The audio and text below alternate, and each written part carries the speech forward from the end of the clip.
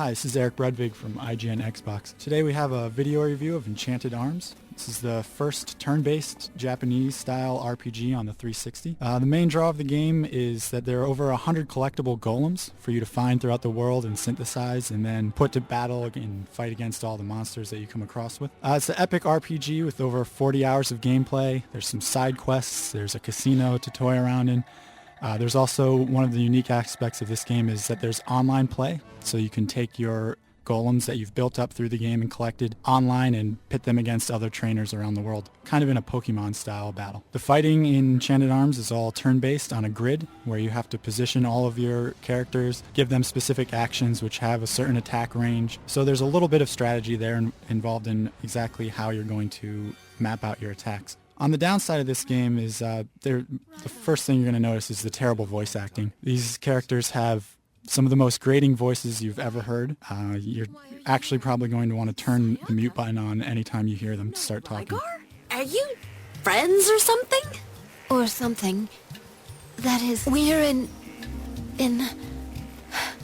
That is, I am his The world also doesn't really feel like it's alive. You're going to notice that as the game goes on, it sort of seems emptier and emptier, and as you move along from one town to the next, each city kind of becomes more and more deserted until you only have a few people wandering around. It almost seems like they didn't really flesh out the world enough.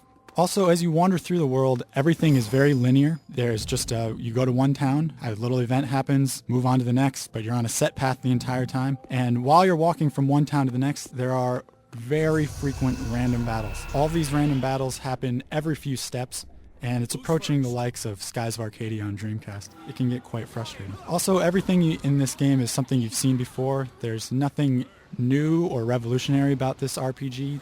Even the story seems almost as if you've played through this before. And the story itself is pretty thin, and the characters are very one-dimensional. It's not really the most engaging experience. On the positive side is the great presentation. Ubisoft saw it fit to include the Japanese voices, so if you find the English voices grating like we did, you can switch it over at any time and listen to the entire game in Japanese with subtitles. Also, since there are a lot of random battles, another good thing is that there's the auto battle feature and the fast forward. Anytime you come into a battle that you don't really particularly want to fight, you can have the computer do it for you, and it does a very good job of it.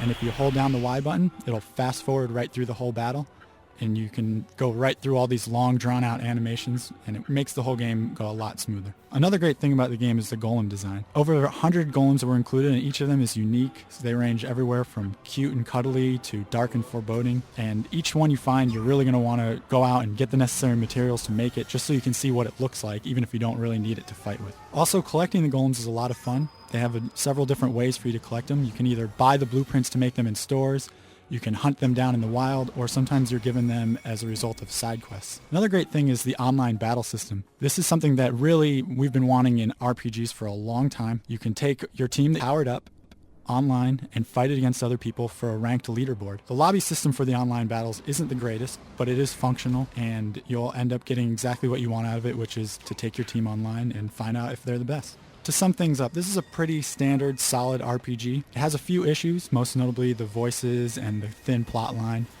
And there's not really anything here that's new, but you will find a solid RPG experience that if you're looking for something along the lines of a traditional Japanese RPG, you could do much worse. And since there's nothing else out on the 360 like this, it's a good first start.